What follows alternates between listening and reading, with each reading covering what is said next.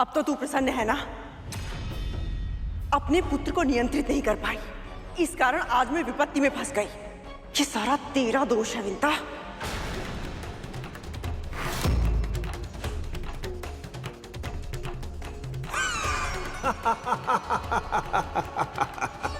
अद्भुत विमाता, अद्भुत। जिस स्त्री ने तेरे लिए अपने प्राण संकट में डाल दिए, तू उसे दोष दे रही है। अब भी रक्षा करना चाहती है तो अपनी स्वामिनी की, अर्थात अपनी बहन की।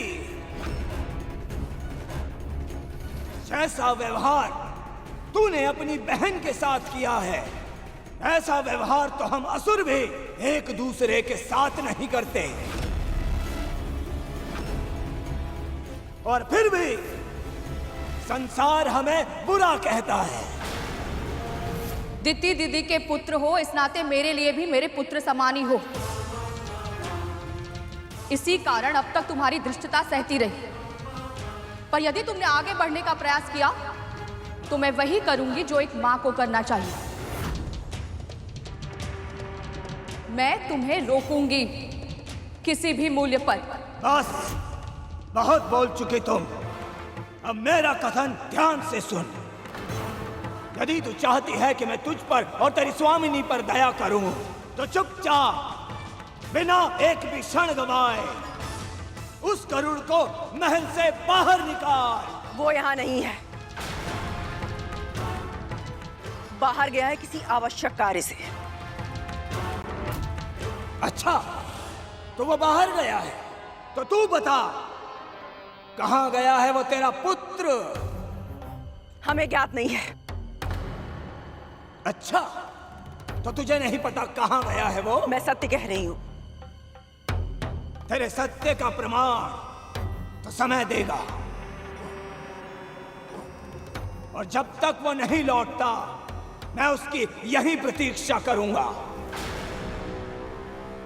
गरुड़ के साथ पिछली मुठभेड़ में मुझे ऐसा रहस्य ज्ञात हो गया था जिसके कारण उसके प्राण मेरी मुट्ठी में है।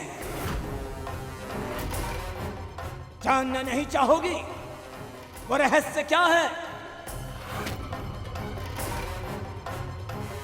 वो कहीं भी जाए, कितनी भी दूर जाए, किंतु लौटकर अपनी माता के पास अवश्य आता है।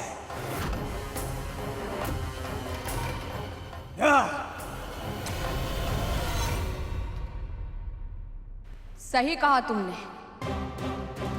मेरा पुत्र अवश्य ही मेरे पास लौट कर आएगा, पर उससे पहले तुम सबको यहां से लौट जाना चाहिए।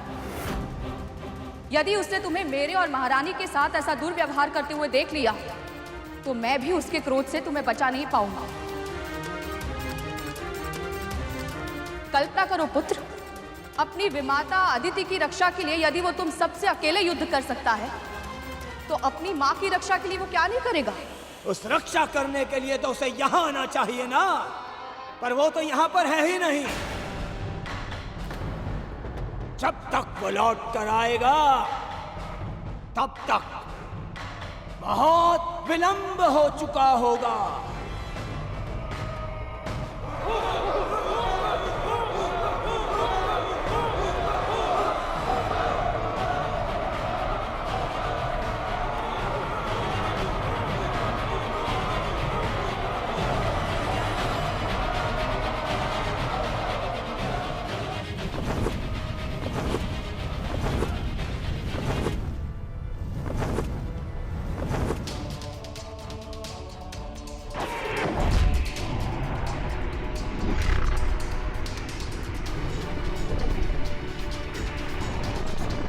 ओम विष्णवे नमः।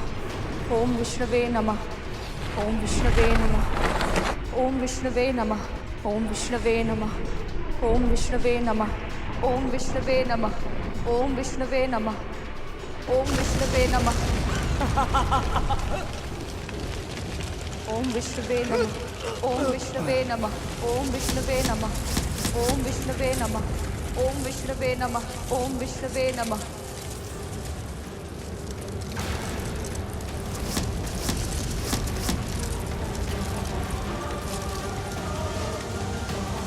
ओम विष्णवे नमः।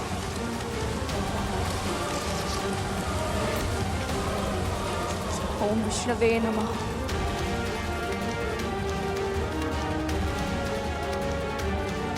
ये बच कैसे गई?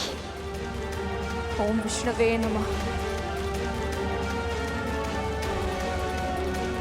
ओम विष्णवे नमः।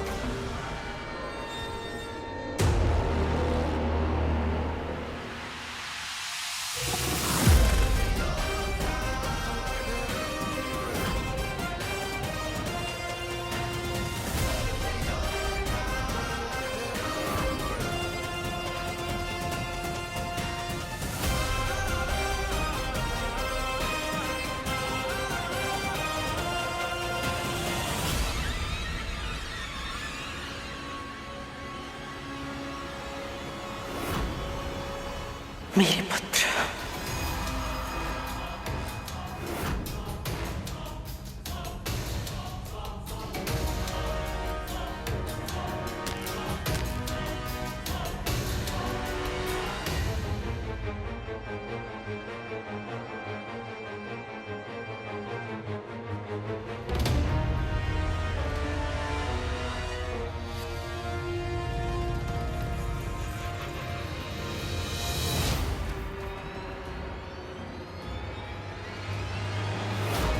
करोड़ों नाग एक साथ।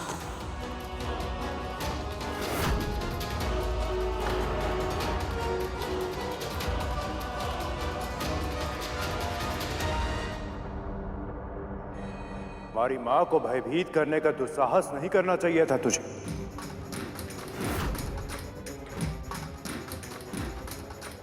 युद्ध का पहला नियम महिलाओं और बच्चों पर आक्रमण नहीं करना, और तूने वही नियम तोड़ दिया राहु।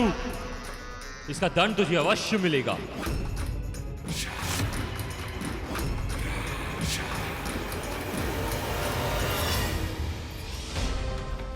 भले ये नाग कितने भी निष्ठुर हो, अपनी मां के लिए निष्ठावान है और युद्ध के नियम के प्रति सम्मान भी रखते हैं।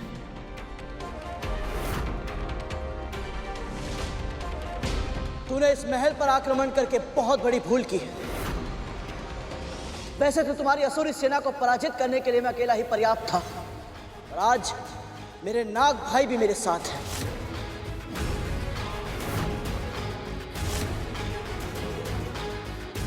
अब तू अपने प्राणों की रक्षा कैसे करेगा राहु?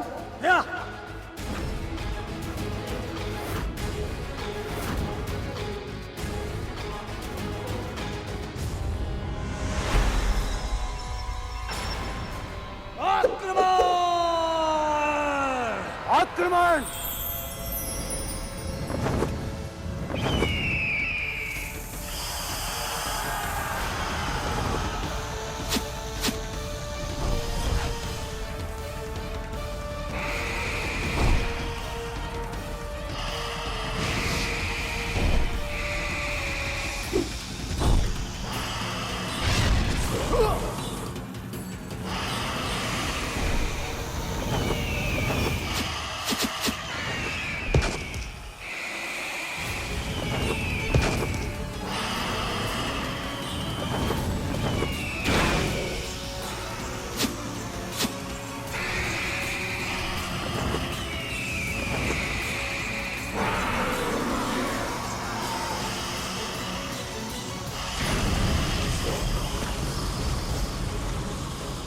मेरे दोनों पुत्र इतने शक्तिशाली हैं कि इनके विष का भय इन असुरों को एक पग भी आगे नहीं बढ़ने दे रहा है।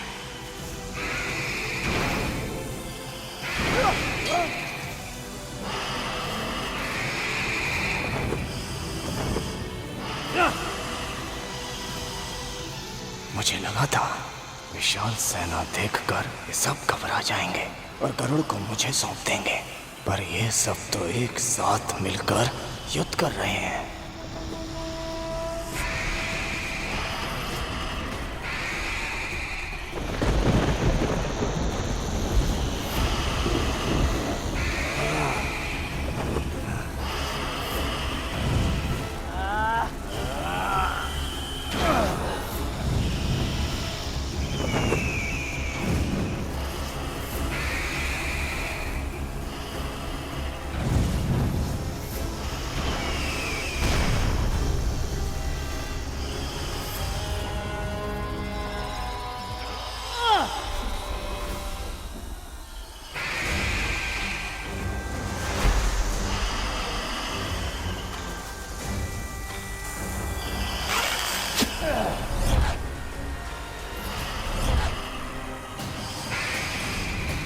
दीदी, किसी भी उपाय से हमें इन सबको रोकना होगा।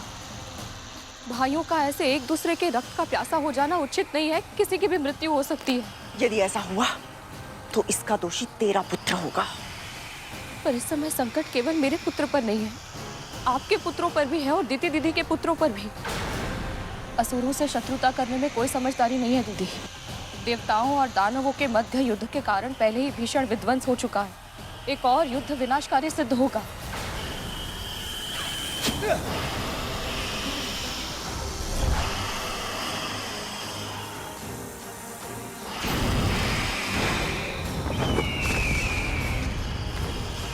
प्रश्न केवल मेरे पुत्र का नहीं है दीदी, आपके पुत्रों के प्राण भी संकट में हैं। यदि उनमें से किसी को कुछ हो गया तो? ये समस्या तेरे पुत्र के कारण उत्पन्न हुई है, उसका समाधान भी वो ही करेगा।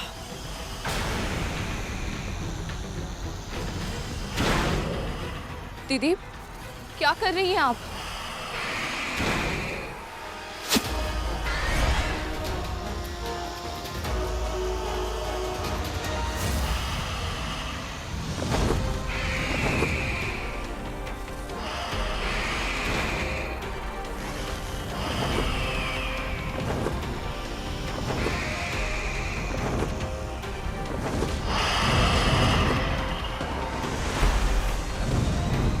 गरुड़, कालिया,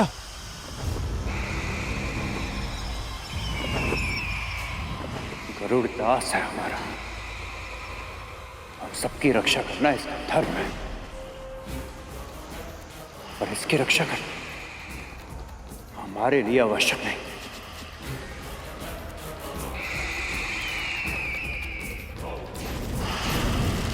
है तो ये हमारा शत्रु।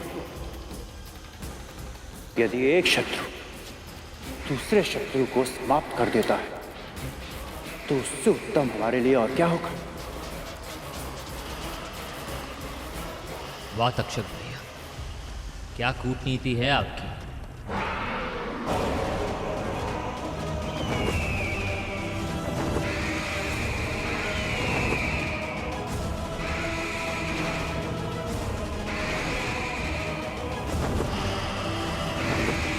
रुक जाओ।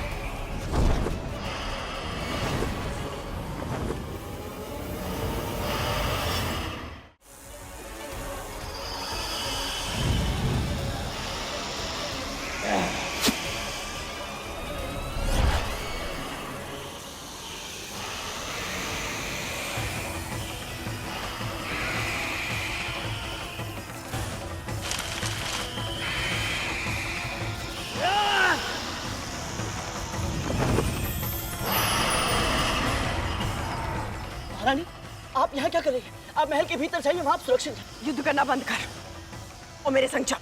और कहाँ? प्रश्न पूछने का अधिकार तुझे नहीं है करुण, मेरे साथ चल।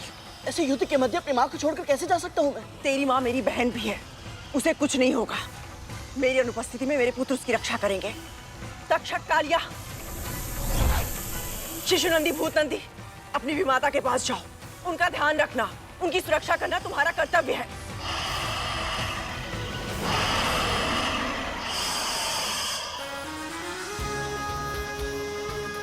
मेरी आज्ञा ना मानकर तू मेरी नहीं, अपनी माँ के संस्कारों की भी अवहेलना करेगा। भूल मत, मन से, वचन से, कर्म से भी तूने मेरे आदेशों का पालन करने का वचन दिया है मुझे।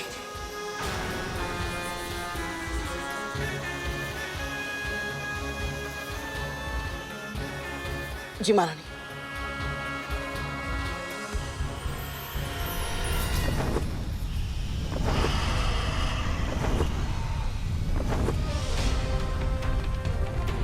ये कहाँ गया?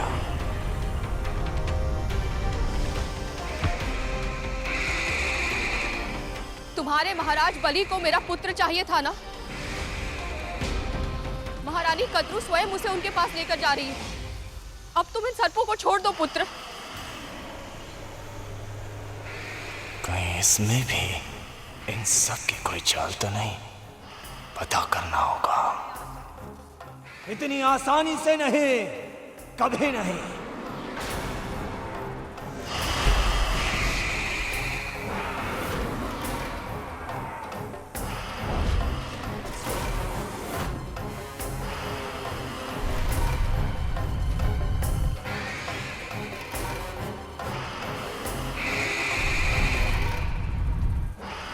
हे परम प्रभु विष्णु, मेरे पुत्र की रक्षा कीजिए।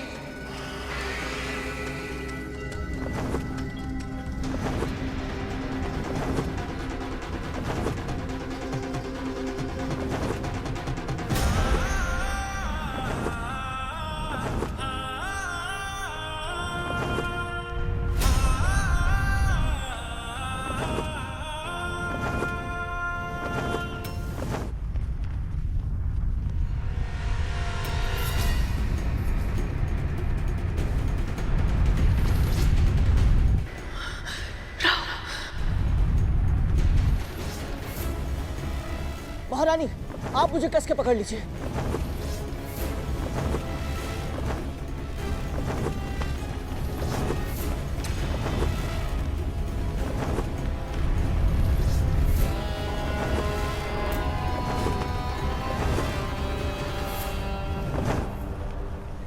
गति बढ़ाकर मुझे चकमा देने का प्रयास कर रहा है, किंतु मैं भी राहु हूं। मुझसे पीछा छुड़ाना असंभव है।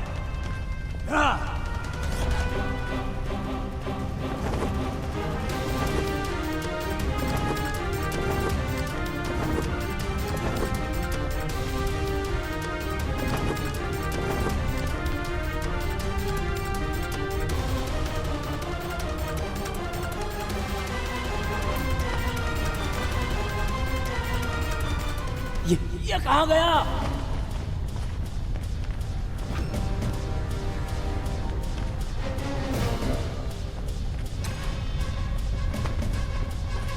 अभी तो इधर था, उधर कैसे चला गया? ये हुई ना बात। यदि ये युद्ध हमें रुकवाना है तो हमें शीघ्र ही महाबलीपुरम पहुंचना होगा।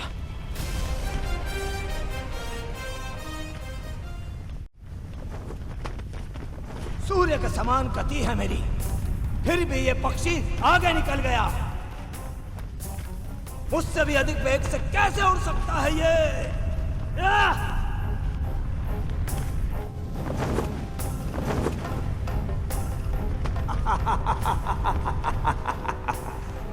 लगता है इसे अपनी मृत्यु की कामना कुछ अधिक ही है, तभी तो स्वयं को मृत्यु के मुख में ले जा रहा है ये। क्योंकि द्वारपाल तारकाक्ष के होते हुए कोई भी बाहरी प्राणी महाबलीपुरम में प्रवेश नहीं कर सकता, और यदि कोई ऐसा करने का प्रयास करता है तो वो जीवित नहीं रह सकता।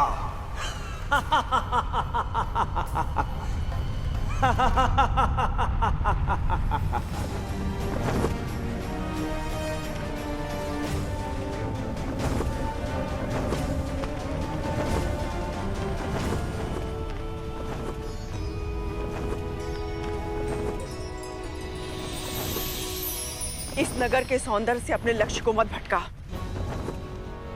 सीधे चल राजमहल की ओर।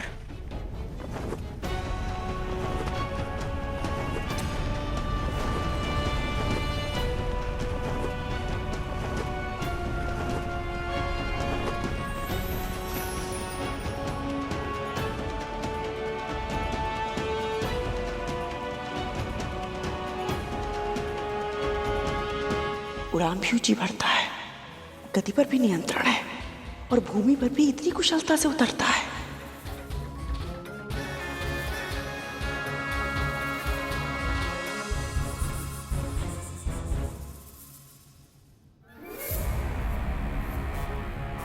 इतने बड़े महाराज के महल में कोई सैनिक ना हो, ये तो असंभव है। आप चिंतित मत होइए महारानी, मेरे होते हुए आपको कोई हानि नहीं पहुंचा सकता। मेरे होते हुए आपको कोई हानि नहीं पहुंचा सकता। मेरे होते हुए आपको कोई हानि नहीं पहुंचा सकता।